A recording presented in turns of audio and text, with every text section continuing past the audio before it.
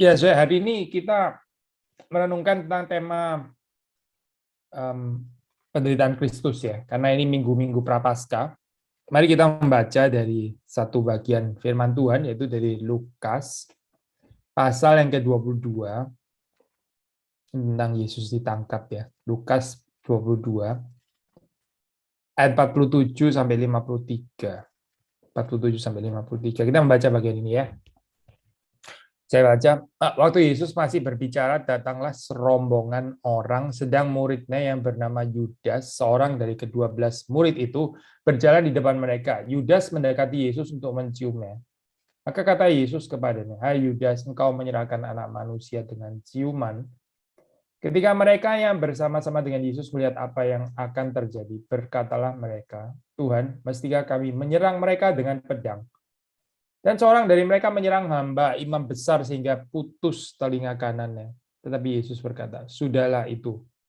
Lalu ia menjamah telinga orang itu dan menyembuhkannya.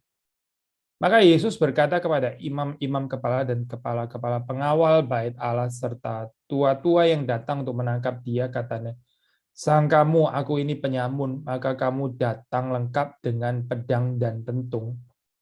Padahal tiap-tiap hari aku ada di tengah-tengah kamu di dalam bait Allah dan kamu tidak menangkap aku. Tetapi inilah saat kamu. Dan inilah kuasa kegelapan itu." Mari kita masuk dalam doa, kita minta pertolongan Tuhan.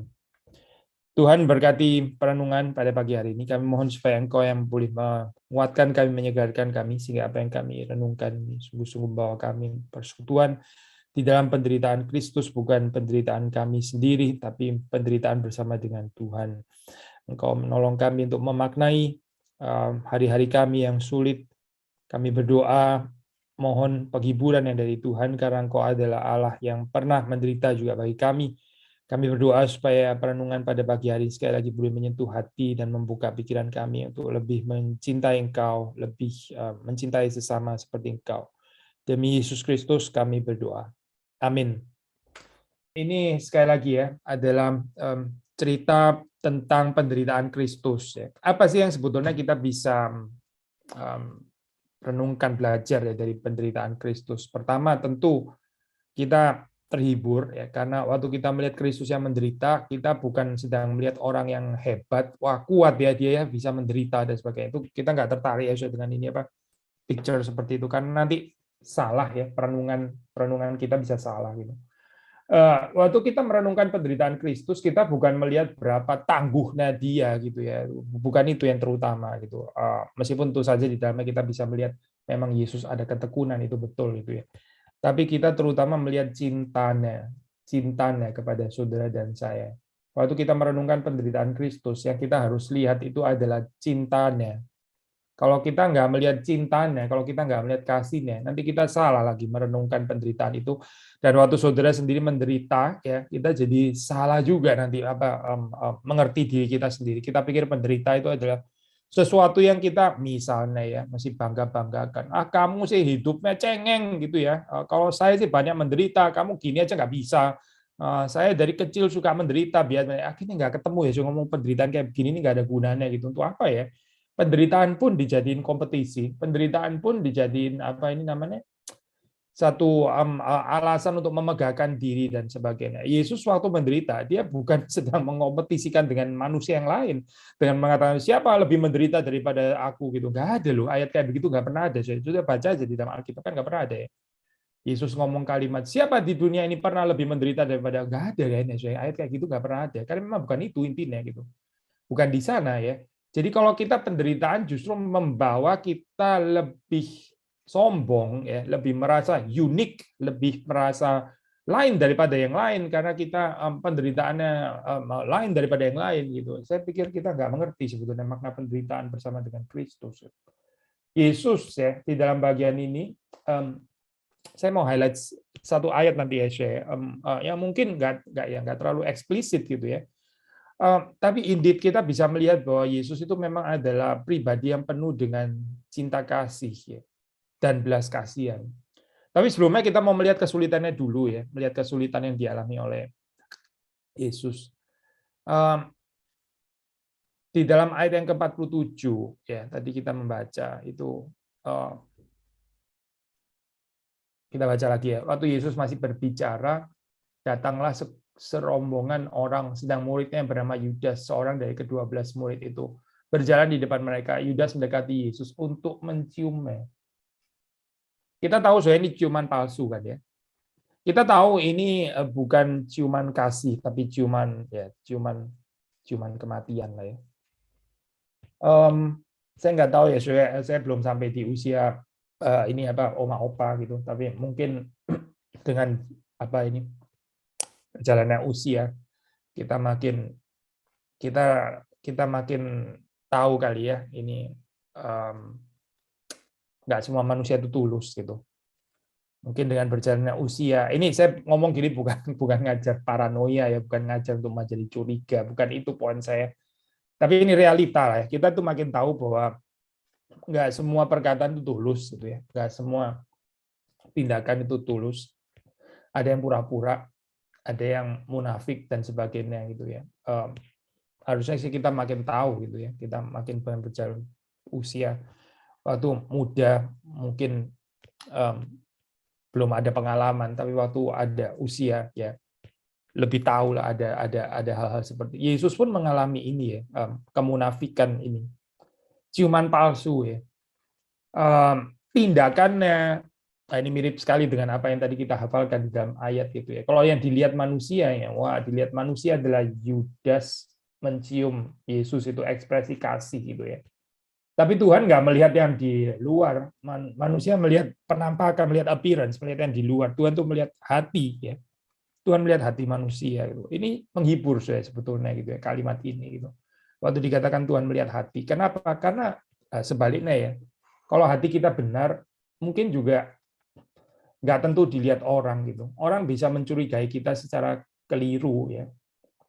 Orang anggap kita adalah orang yang jahat seperti Yesus di sini dianggap seperti penjahat begitu ya, sampai didatangi dengan pentung, pedang dan sebagainya. Menyakitkan ya dianggap jahat seperti ini ya. Tapi Tuhan melihat hati gitu. Tuhan itu melihat hati kita. Sebaliknya kalau hati kita nggak benar ya, kalau hati kita liku-liku ya, orang lain mau memuji-muji kita, orang lain mau kagum dengan kita, sebetulnya nggak ada gunanya juga gitu. Karena apa? Karena Tuhan melihat hati. Karena Tuhan nggak bisa dibohongi dengan penampakan luar, nggak bisa. Tuhan itu melihat sampai ke dalam hati kita ya, sumsum kita yang terdalam itu Tuhan melihat gitu. Kalimat ini sekali lagi ya bisa menyakitkan untuk orang yang suka berpura-pura. Tuhan melihat hati gitu ya, itu bisa menakutkan, nggak menyenangkan. Tapi kalimat ini bisa sangat menghibur untuk orang yang memang hidup benar di hadapan Tuhan ya, meskipun dia sering disalah mengerti, meskipun dia dicurigai seperti Yesus dicurigai ya. Balik lagi ya. Jadi kita membaca di dalam bagian depan ini Yesus berhadapan dengan Yudas ya, yang mengkhianati dia ya. Saya nggak tahu oma opa apakah ada pengalaman dikhianati juga gitu. Dikhianati oleh orang yang dekat ya, menyakitkan ya ini ya. Tapi katakanlah mungkin bukan pengalaman dikhianati, tapi cukup dengan pengalaman berhadapan dengan orang-orang yang nggak tulus ya. Saya pikir kita semua sedikit banyak pernah mengalami hal ini ya. Hopefully kita bukan orang yang tidak tulus itu terhadap orang lain ya. Hopefully bukan itu, mudah-mudahan bukan itu. Tapi pengalaman menghadapi orang yang hanya menunjukkan menebar kesan ya, menebar kesan, tapi sebetulnya di dalam hatinya itu nggak betul-betul mengasihi. Itu penderitaan yang juga dialami Yesus di sini ya, waktu dia berhadapan dengan Yudas. Ada komentari mengatakan bahwa ini adalah opposite, ini adalah persis berseberangan dengan dengan perempuan yang mengurapi kaki Yesus ya, dengan air matanya, menyekannya dengan rambutnya itu ya. Saudara tahu kan ini cerita itu ya. Perempuan yang menangis ya, menangis terharu karena mengerti cinta kasih Kristus, lalu kemudian dia membasahi kaki Yesus dengan air matanya, menyekannya dengan rambutnya ya. Ini kontras ya dengan apa yang dilakukan Yudas di sini. Jadi Yesus juga bukan paranoia ya, di dalam pengertian apa? Dia bukan curiga kepada setiap orang kok. Bukan semua orang yang mengekspresikan kasih kepadanya terus lalu dicurigai. Lu mau apa lu? Lu mau apa? Ayo. Enggak sih. Yesus bisa menerima orang-orang yang sungguh-sungguh mengasihi dia tanpa rasa curiga. Perempuan itu ya, itu mencurigakan banyak orang terus terang saja gitu. Mungkin Yudas malah tidak ya, kecuali orang yang tahu lah siapa Yudas gitu ya, mungkin murid-murid yang lain. Tapi bagi banyak orang Yudas mungkin sopan-sopan saja gitu. Waktu dia mencium gitu itu tindakan sopan gitu. Dia bukan mencium terus kemudian keluarin pedang di belakang terus Yesus ditusuk dari belakang. Enggak kok, dia mencium. Dia mencium saja gitu ya. Nah, perempuan ini sebaliknya gitu. Waktu dia datang terus kemudian menangis dekat-dekat dengan Yesus dan sebagainya. Orang-orang berpikir, loh, ini siapa ini? Orang ini siapa gitu? Kenapa dia datang ke sini gitu ya? Kenapa dia ada di antara kita? Wah, kecurigaan itu tinggi sekali ya tentang perempuan ini. Jadi seperti kayak terbalik begitu ya. Tapi sebetulnya perempuan ini yang mengasihi Yesus dengan tulus dan Tuhan melihat hati. Tuhan melihat hati. Tuhan itu tahu bahwa perempuan ini mengasihi Yesus dengan tulus. Maka kita melihat di sini exact opposite ya, opposite antara Yudas dan perempuan ini ya dikatakan oleh salah satu komentator gitu. Yesus ada saat-saat di mana dia sungguh-sungguh dikasihi dan dia menerima itu ya. Menerima itu, Yesus menerimanya ya. Yesus menerima kasih saya, bukan karena dia Tuhan terus kemudian saya nggak perlu kasih manusia gitu misalnya ya. Kamu yang perlu saya kasih, bukan kamu yang mengasihi saya gitu ya. Enggak loh saya, ini kelewatan kayak begini ya. Tidak loh. Memang betul sih, Allah terlebih dahulu mengasihi kita itu betul gitu. Tapi bukan berarti terus kemudian kita nggak perlu mengasihi Allah. Memang betul juga waktu dikatakan seandainya kita nggak mengasihi Allah pun Allah tetap adalah kasih. Betul juga gitu. Kasihnya sempurna. Ini Tritunggal saling mengasihi. Betul juga, betul. Tapi bukan berarti saudara nggak perlu mengasihi Tuhan. Tuhan mungkin nggak memerlukan kasih kita, itu bisa betul ya secara teologis. Tapi kita perlu mengasihi Tuhan. Kita yang perlu mengasihi Tuhan. Saudara dan saya perlu mengasihi Tuhan. Waktu kita mengasihi Tuhan, sekalipun Tuhan itu sudah sempurna di dalam kasihnya, yang menarik itu Tuhan tetap menerima ya ekspresi kasih itu. Seperti Tuhan menerima pelayanan dari perempuan ini. Perempuan itu waktu menangis di bawah kaki Yesus ya dan menyeka dengan rambutnya. Yesus menerima pelayanan itu. Yesus menerimanya. Dan ini juga penghiburan ya, meskipun ya apa sih yang kita bisa berikan kepada Tuhan itu? Ada hal berharga apa yang kita bisa berikan kepada Tuhan? Kita nggak punya hal berharga seperti itu. Tapi Tuhan tetap menerimanya ya, karena Tuhan menerima cinta kasih yang tulus. Kita lanjutkan ya, kita membaca kemudian di dalam ayat 48 Yesus berkata kepada Yudas, "Hai Yudas, engkau menyerahkan anak manusia dengan ciuman." Perhatikan ya di sini ya.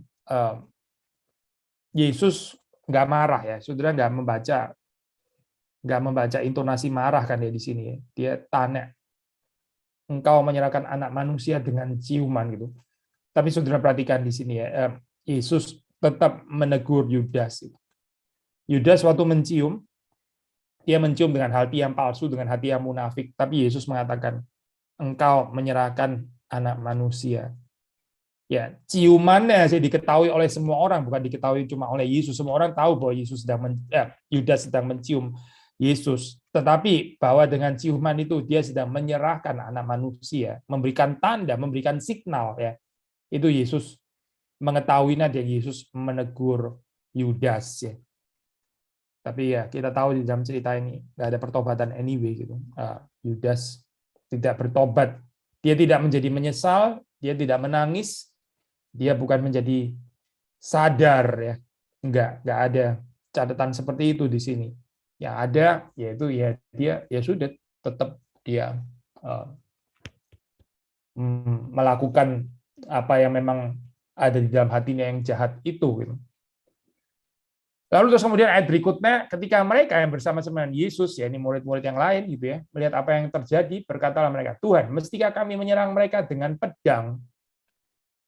Mestikah kami menyerang mereka dengan pedang? Ya, saudara, ini kalau kita baca secara sepintas ya, kita bisa melihat ini sebagai wah lumayan ya Yesus loh punya punya pengikut-pengikut yang cukup loyal ya, mungkin berani mati bersama dengan dia. Saudara bisa mesti membayangkan di sini ini Yesus kenapa mereka mereka bereaksi seperti itu ya. Jadi kita bisa merekonstruksi. Likely pada saat itu Yesus sudah mau ditangkap betul-betul mau ditangkap dan ya mereka cepat bereaksi gitu, cepat bereaksi. Cuma ya, di sini saya yang menjadi kesulitan sebetulnya adalah mereka ini melawan kekerasan dengan kekerasan.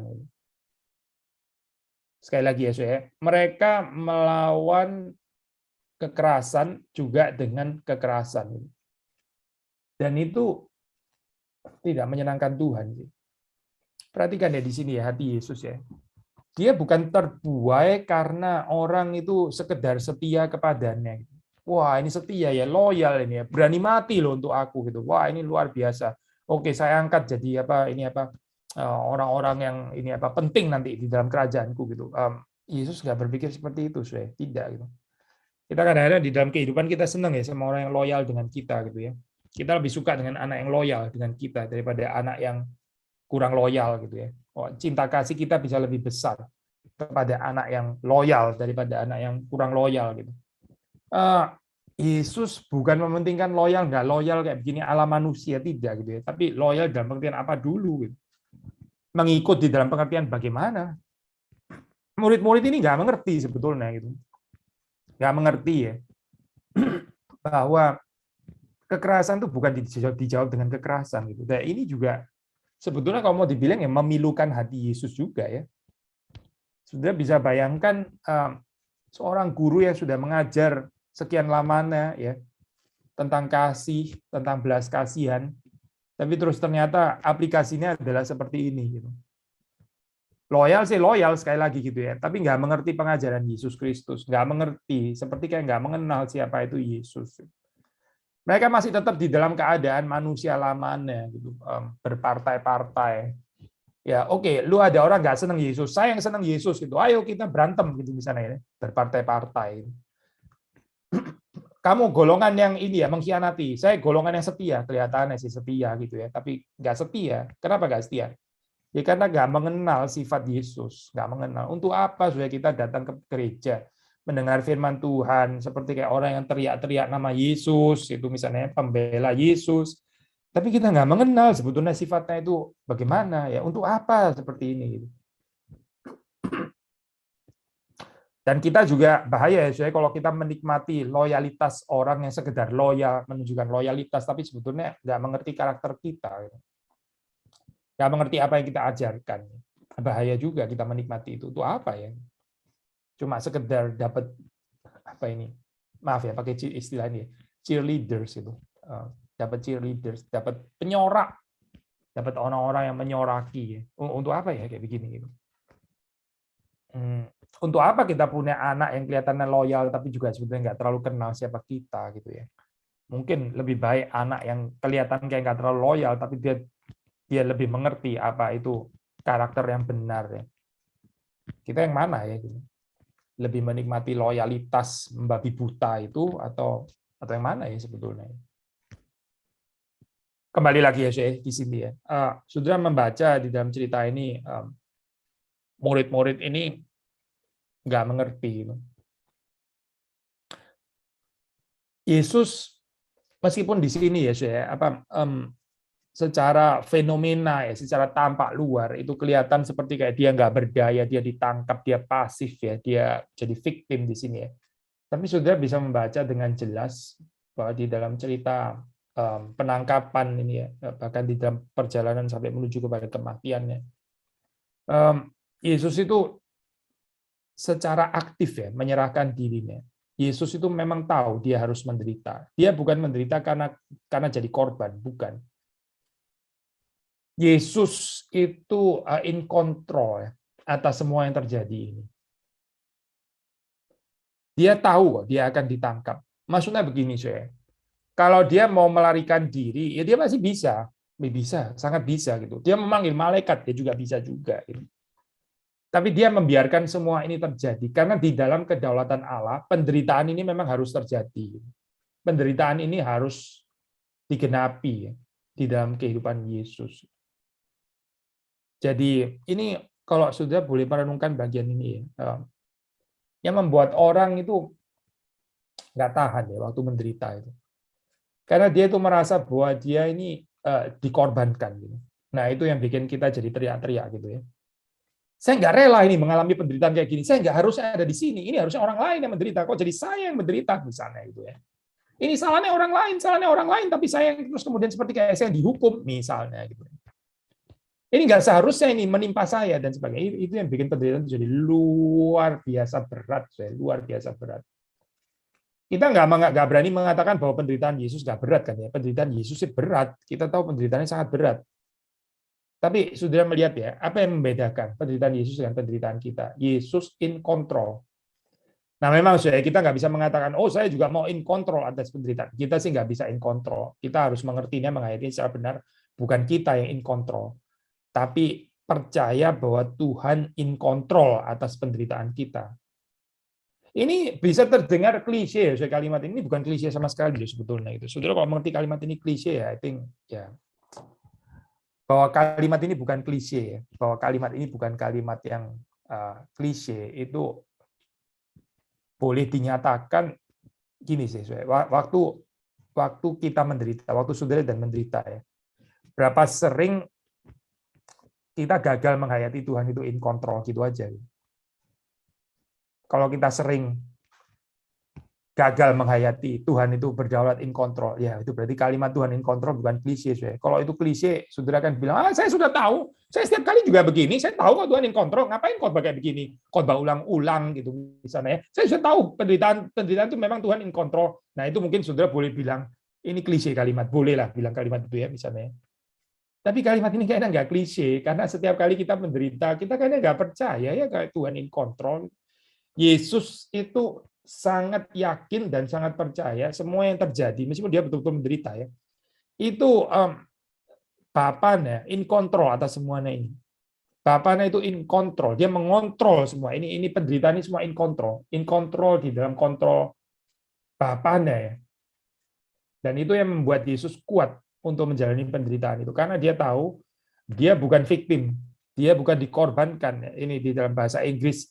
Saya pernah ini ya, saya sharing ini sudah lama, ulangan lah ini ya, bertahun-tahun lalu. Ada beda ya antara victim and sacrifice. Victim, sacrifice. Kalau bahasa Indonesia mungkin saya nggak tahu ya, ada beda nggak sih antara korban dan kurban? Korban, kurban, mungkin cuma perbedaan spelling ya, nggak tahu saya, kurang mengerti. Tapi kalau di dalam bahasa Inggris itu jelas beda ya antara victim and sacrifice. Victim itu ya victim, korban perang, itu victim namanya gitu ya. Korban pencopetan, perampokan itu namanya victim gitu. Tapi Yesus bukan victim, saya. Yesus itu sacrifice. Berarti dia yang aktif mengorbankan diri.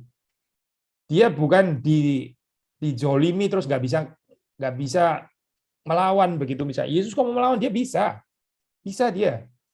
Tapi dia membiarkan semuanya itu terjadi untuk mengenapi kehendak Bapaknya. Jadi dia bukan victim, tapi dia mengorbankan dirinya secara aktif. Dia sacrifice.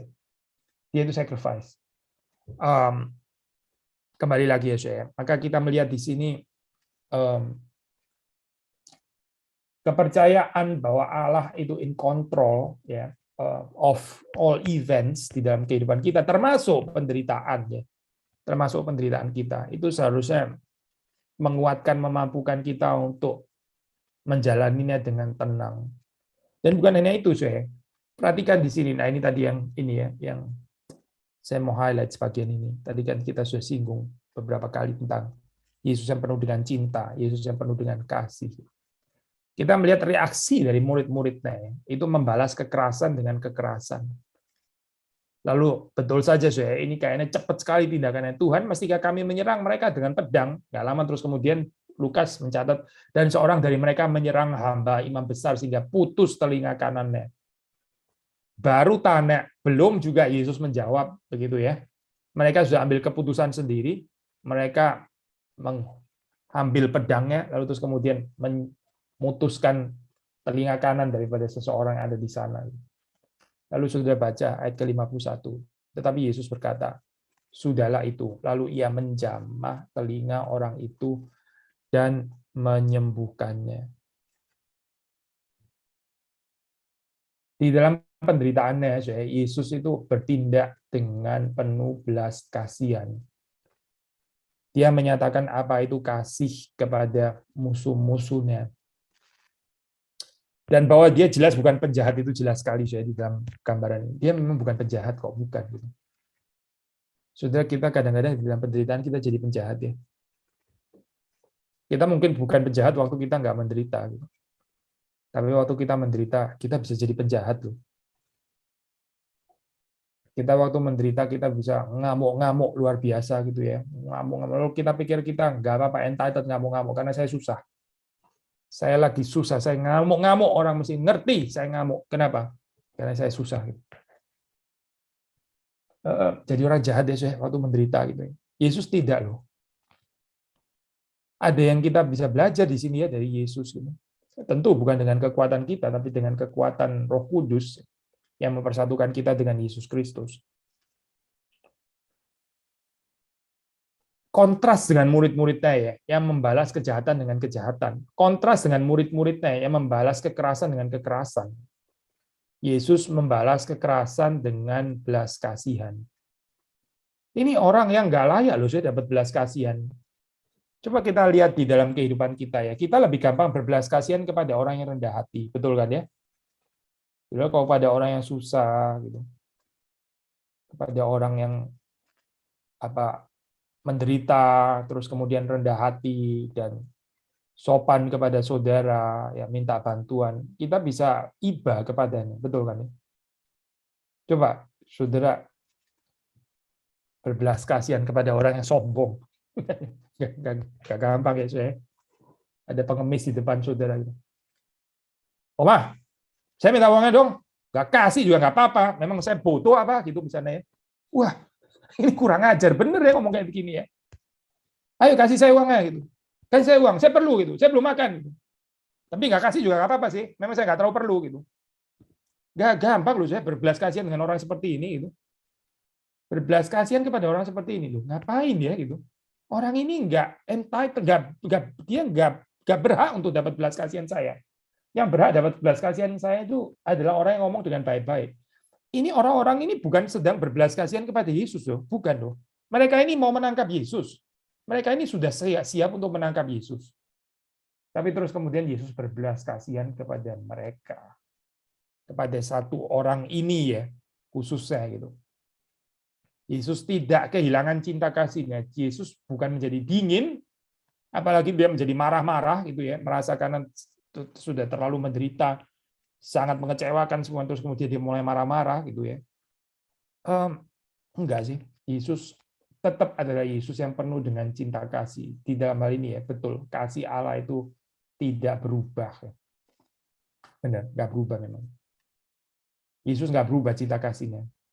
Maka sudah melihat di sini Yesus yang menyatakan compassion kepada musuh-musuhnya ya, kepada salah satu ini ya yang jelas yang sedang mengalami apa itu disabet telinganya sampai putus. Saya kemarin baru sharing ini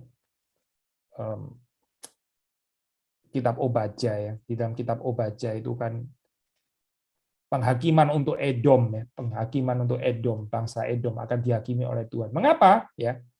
Karena waktu Yerusalem jatuh ya, karena waktu Israel jatuh, Edom itu nyukurin gitu. Edom itu bersukacita.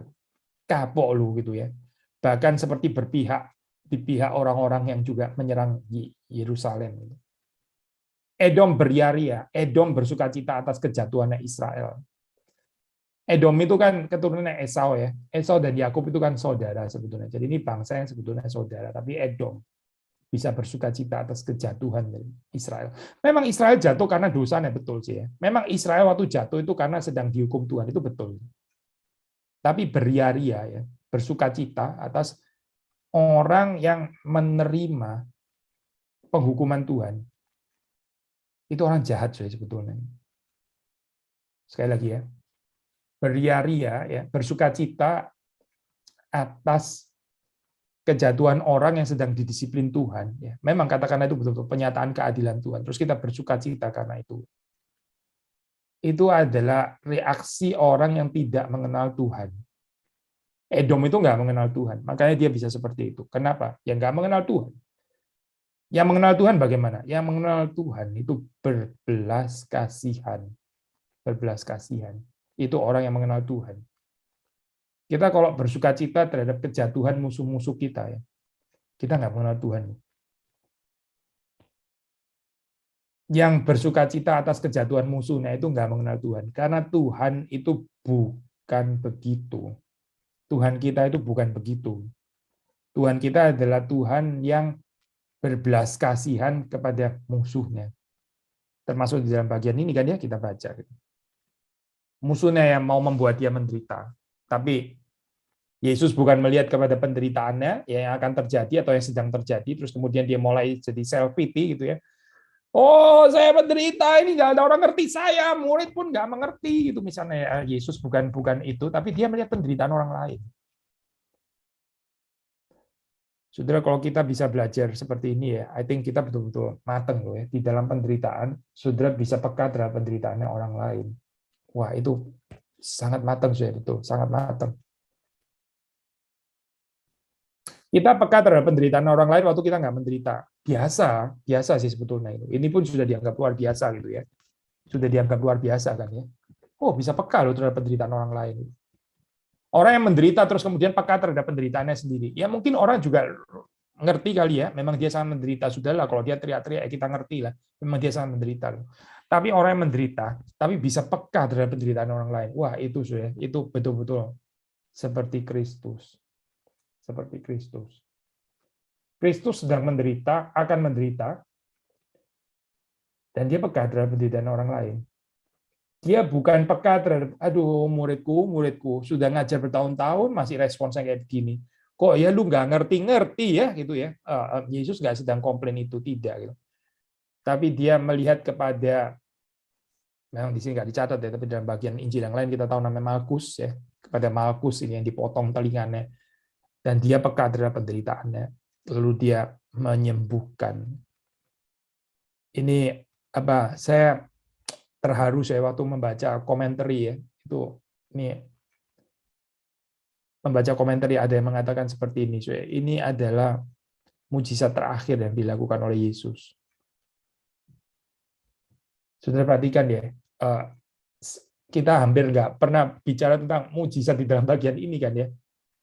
Waktu orang bicara mujizat tentang Yesus Kristus, sudah bicara bagian-bagian yang lain. Ini mujizat sudah ini bagian ini, dan ini mujizat yang terakhir, hampir terabaikan ya.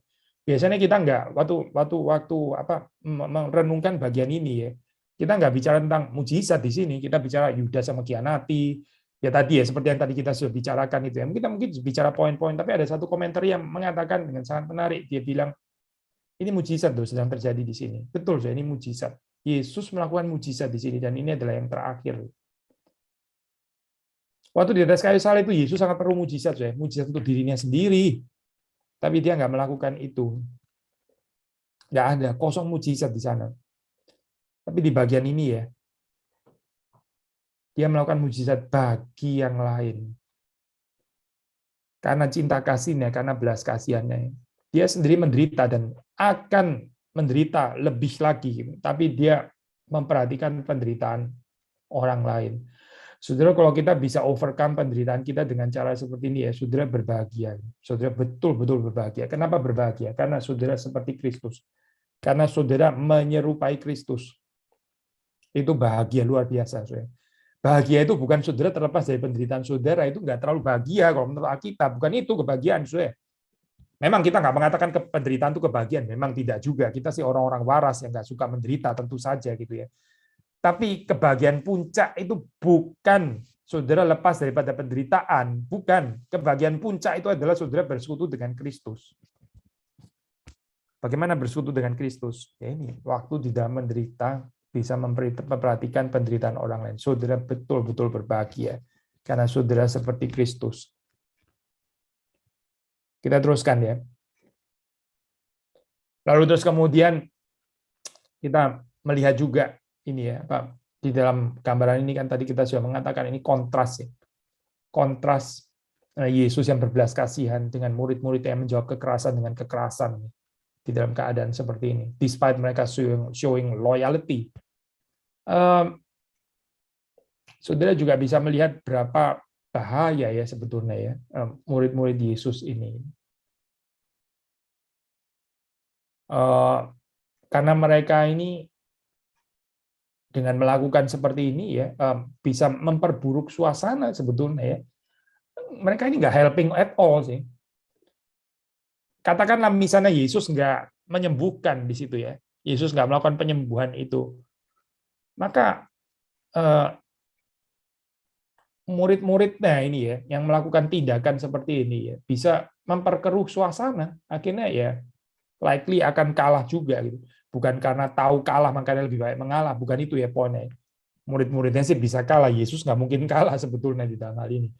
Tapi saudara melihat di dalam ketidakmengertian murid-murid akan cinta kasih ini ya, bukan cuma sekedar tidak mengerti saya, tapi mereka ini memilih jalan dunia dengan membalas kekerasan dengan kekerasan. Ya, nggak ada kerajaan Allah yang tiba di sini, nggak ada, nggak ada reformasi, nggak ada perubahan apa-apa, nggak ada. Yang ada adalah ya ini dunia akan terus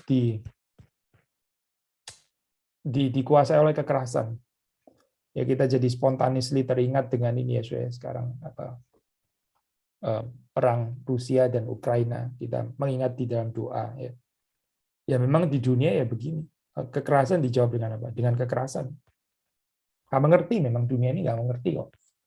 Kekerasan mesti direspons dengan kekerasan gitu. Nah, apalagi kalau bukan kekerasan. Goblok dong kalau nggak direspon dengan kekerasan gitu.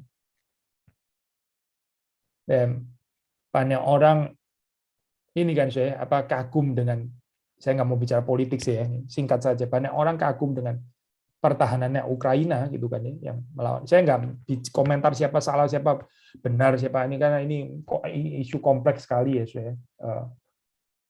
Tapi banyak orang mungkin nggak sadar bahwa membalas kekerasan dengan kekerasan itu sebetulnya bukan jalan salib gitu, bukan jalan Yesus Kristus. Yesus kalau membalas kekerasan dengan kekerasan, dia sangat bisa, sangat bisa.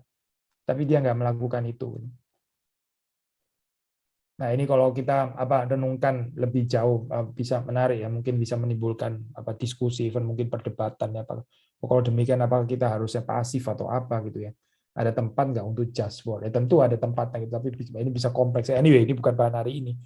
Tapi saya cuma mau mengatakan saya ini sulit ya sulit untuk membalas kekerasan hanya sekedar secara defensif dengan tidak dikuasai oleh kedagingan itu sangat sulit. Katakanlah ada tempat untuk just war. Kita bisa aja bilang ini ya, murid-murid waktu melakukan ini dia sedang melakukan just war gitu misalnya ya. Tapi kalau betul itu just war, kenapa Yesus mengatakan sudahlah itu? Kenapa Yesus bilang itu? Kenapa Yesus nggak komentar kalimat, karena kamu sedang melakukan pembelaan diri yang bersih, dan karena memang kita yang sedang ditekan, jadi bolehlah itu gitu misalnya. Yesus nggak mengatakan itu, tidak. Yesus mengatakan sudahlah itu, sudahlah itu. Berapa rentannya ya saya? Berapa rentannya? Berapa tidak sanggupnya manusia melakukan kekerasan atas nama mempertahankan dirinya? Berapa susahnya gitu. Ya, saudara kita dipukul orang di jalan misalnya gitu. Terus katakanlah saya punya kekuatan untuk pukul dia balik, saya membela diri gitu ya, pukul. Untuk memukul dia nggak kelewatan, itu susah loh, susah gitu. Katakanlah saya ada kekuatan misalnya. Mungkin kita waktu mempertahankan diri terus kita pukul, waktu itu dia sudah jatuh, mungkin kita masih kejar dia, pukul dia balik lagi, padahal dia sudah jatuh. Alangkah susahnya ya manusia menjawab kekerasan dengan kekerasan di dalam batas pembenaran bahwa saya hanya sekedar membela diri. Oh, alangkah susahnya sudah. Susah itu. Mungkin kita akan membalas secara revenge, ya, secara vengeance, secara pembalasan dendam gitu. Dan saya bukan bicara tentang kekerasan secara fisik saja, mungkin kekerasan verbal juga, kekerasan verbal. Ya, kita dikata-katai dan itu menyakitkan. Terus kita balas mengata-ngatai dengan yang nggak kalah tajamnya dan nggak kalah menusuknya perkataan kita. Gitu. Terus kita membenarkan diri. Lah saya kan sedang defense. Saya kalau nggak jawab kayak gitu, dia ntar gini terus ya, sembarangan ngomong. Jadi saya juga mesti ngomong kasar juga. Saudara tahu ya, alangkah susahnya menjawab kekerasan verbal dengan kekerasan verbal, lalu terus kemudian kita mengatakan, saya cuma sekedar membela diri. Gitu. Mungkin nggak sekedar membela diri, itu sudah ada balas dendam sebetulnya di dalamnya. Makanya Yesus bilang, sudahlah itu. Sudahlah itu. Sudah. Dan Yesus sendiri juga bukan membalas kekerasan dengan kekerasan atas nama just war, tidak. Tapi dia membalas dengan healing. Dia membalas dengan cinta kasih. Terus saudara melihat di sini sekali lagi ya, kontras ini.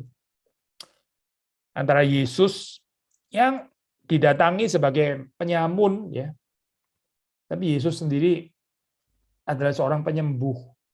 Makanya dalam ayat ke-52 itu ya, Yesus berkata kepada imam kepala pengawal bait Allah, tua-tua, sangkamu aku ini penyamun, maka kamu datang lengkap dengan pedang dan pentung. Saudara, ini kalimat sebetulnya ya, kalau kita boleh menghayatinya, ini menyakitkan loh saya kalimat ini. Saudara, coba aja ya, ini kita mungkin nggak mengerti apa ya, apa dalamnya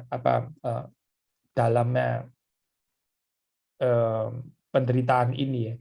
Saudara kalau sedang berbuat baik ya, tapi saudara dicurigai sebagai orang yang berbuat jahat ya. Wah, itu menyakitkan loh saya, menyakitkan kan ya. Saudara sebetulnya sedang menolong, saudara sebetulnya sedang tulus ya. Tapi saudara dituduh sebagai orang yang sedang melakukan apa perencanaan negatif apa gitu misalnya. Itu menyakitkan saya sebetulnya gitu kan. Dan Yesus mengalami ini. Yesus melakukan apa sih? Kapan ya Yesus ini ngerampok gitu misalnya? Kapan ya? Kenapa dia didatangi dengan cara seperti kayak bandit-bandit diperlakukan? Sudah ini di dalam bahasa asli ya, ada komentator mengatakan ya, itu lestres ya, itu penyamun ya. Ini kalau kita baca itu di dalam bagian lain, ini adalah kata yang bisa dipakai untuk menggambarkan bandit ya, bandit-bandit yang melukai ini ya, melukai di dalam cerita Parable of the Samaritan itu ya, yaitu bandit-bandit itu yang ngerampok lah, tukang rampok gitu. Yesus kan nggak tepat banget ya di pojokan ke sini ya. Memang Yesus itu siapa gitu? Apa yang pernah dilakukan Yesus sampai Yesus diperlakukan seperti bandit seperti ini gitu? Memang dia ini apa gitu? Ya, di dalam kehidupan kita, kita juga bisa disalah mengerti seperti ini, disalah mengerti ya, di dalam takaran yang jauh lebih rendah lah, lebih ringan daripada Yesus tentunya gitu ya. Tapi kita bisa mengalami seperti ini gitu ya. Waktu saudara sebetulnya mau menolong ya, tapi terus kemudian disalah mengerti sebagai orang yang jahat ya. Ya, again saya berbahagia kalau kita bisa mengalami seperti ini, kayak kita sedikit mencicipi penderitaan Kristus gitu. Kita sedikit mencicipi apa yang dialami oleh Yesus Kristus waktu kita dicurigai, disalah mengerti seperti ini ya, dituduh seperti itu gitu. Nah, saudara membaca di dalam bagian ini ya, mereka itu sudah sangat siap ya untuk melakukan kekerasan, tapi nggak perlu, mereka nggak perlu melakukan kekerasan. Karena apa? Karena Yesus sudah tahu kok di sini dia akan ditangkap gitu, dan Yesus nggak melawan. Yesus nggak melawan. Mungkin bukan kebetulan juga saya waktu kita membaca dalam bagian ini ya, ini kan terjadinya di malam hari ya.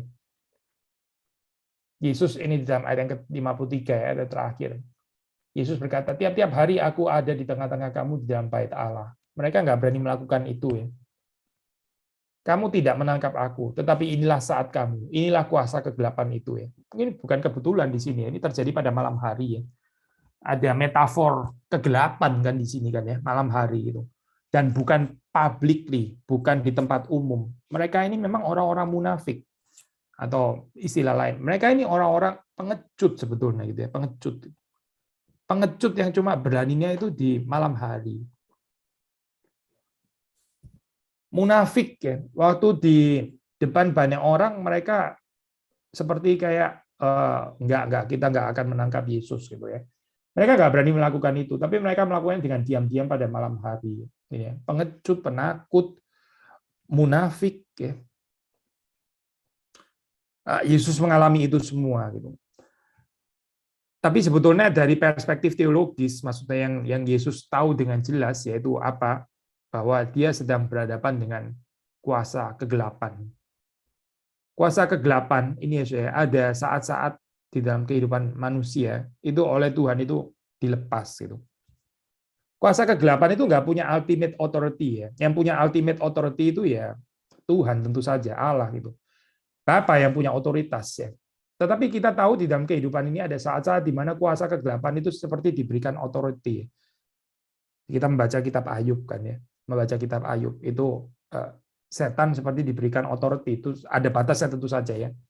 Dan di dalam bagian ini di dalam bagian ini kita membaca kuasa kegelapan itu diberikan otoritas gitu ya untuk sementara waktu. Waktu kita mengalami seperti ini, waktu kita mengalami dalam kehidupan kita, ya, kita mesti tahu ya, bahwa ini Tuhan sendiri yang mengendakinya. Gitu. Ada saat-saat dark night of the soul. Ada saat-saat seperti kayak kita gelap sekali, ada cloud of darkness ya di dalam di dalam pikiran kita yang dia nggak bisa pergi gitu ya, berjam-jam gitu misalnya. Dan ya kita mesti berperang di dalam doa. Kita mesti bergantung kepada Tuhan di dalam saat-saat seperti itu. Kita mesti melawan, kita mesti fight, bukan flight ya, bukan melarikan diri, karena mau melarikan diri kemana? Kita mesti melawannya dengan kekuatan Tuhan. Tapi penghiburannya ini akan lalu juga gitu, akan lalu. Seperti di dalam kehidupan Yesus Kristus sendiri, ini juga akan lalu. Gitu. Yesus nggak menderita selama-lamanya, tidak. Ada saat selesainya gitu, ada saat selesainya. Ada peristiwa kebangkitan tentu saja gitu ya, ada kebangkitan, ada kemenangan. Tapi pada saat-saat di mana kuasa kegelapan itu dilepaskan, ya, dilepaskan. Nah itulah saat di mana kita diuji, saat di mana Tuhan itu menempa kita. Ya, ini bahkan tanda ya, kita bisa mengatakan tanda-tanda orang yang memang dimiliki oleh Yesus Kristus. Orang yang dimiliki Yesus Kristus itu mengalami ini. Karena apa? Ya karena Yesus Kristus sendiri mengalami ini. Kita justru bahaya kalau dalam kehidupan kita nggak mengalami saat-saat kuasa kegelapan yang dilepaskan ini ya sebetulnya. By the way, kita bukan diselamatkan karena ini, tentu saja bukan ya. Tapi ini adalah tanda gitu, tanda bahwa orang itu sungguh-sungguh adalah milik Tuhan. Dia juga akan mengalami kesulitan-kesulitan seperti ini gitu. Sudah bisa membaca di dalam banyak tulisan orang-orang yang yang dipakai Tuhan dengan luar biasa gitu ya.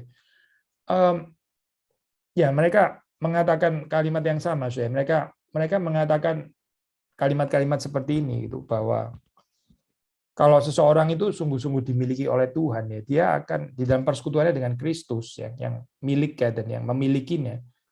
Ya dia juga akan mengalami ini penggocohan dari setan ini gitu, di dalam hidupnya gitu. Nggak mungkin deh lewat daripada itu gitu. Alkitab mengatakan seorang murid itu tidak lebih daripada gurunya. Tuhan kita Yesus Kristus mengalami itu. Kita nggak mengalami itu. Nggak make sense, nggak mungkin itu. Gitu. Seorang murid tidak lebih daripada gurunya. Kalau guru, ya guru kita itu mengalami itu, ya kita juga akan mengalami itu sebagai murid-muridnya. Karena memang kita adalah murid-muridnya. Justru kalau kita nggak mengalami itu, ya kita bukan murid-muridnya sepertinya. Ini tentu bukan untuk menakut-nakuti ya, Saudara. Ini disampaikan supaya kita punya pengharapan yang realistik gitu, bukan pengharapan yang kosong ya, akhirnya mengecewakan ya. Di dalam perenungan penderitaan Yesus Kristus ya, kita dipersiapkan untuk juga rela menderita bersama dengan Kristus. Ada saat-saat di mana kita berperang melawan kuasa kegelapan itu, dan ya Yesus yang kita percaya itu menang terhadap kuasa kegelapan. Kita juga akan menang bersama dengan Yesus Kristus. Jangan give up, jangan putus asa, ya, jangan discourage, jangan menyerah. Tetapi ya di dalam saat-saat seperti ini mencintailah seperti Yesus. Mari kita tetap memiliki belas kasihan kepada mereka yang menderita. Kiranya Tuhan memberkati. Bapa di dalam surga, kami sangat bersyukur dan berterima kasih atas firman-Mu pada pagi hari ini. Kami sangat bersyukur kami diingatkan kembali, ya Tuhan, akan penderitaan daripada Kristus. Kami mengucap syukur atas belas kasihan Tuhan kepada kami, dan kami juga memohon kepadamu, ya Tuhan, tolonglah kami agar di dalam penderitaan kami juga kami boleh peka akan penderitaan orang lain, kami boleh memberikan perhatian kepada orang-orang yang menderita. Dan kami juga memohon kepadamu, ya Tuhan, kiranya Engkau juga menolong kami, agar ketika kami juga diperlakukan tidak baik, diperlakukan jahat oleh orang lain, kami tidak membalas dengan kejahatan, tetapi kami tetap boleh mengasihi mereka yang berbuat jahat kepada kami. Tuhan, kami memohon kiranya Engkau juga tolong kami, ya Tuhan, agar di tengah-tengah kegelapan yang Tuhan izinkan kami alami, kami senantiasa juga tetap bersandar kepada Tuhan, berharap kepada Tuhan. Terima kasih Bapa, demi nama Tuhan Yesus kami berdoa dan bersyukur. Amin.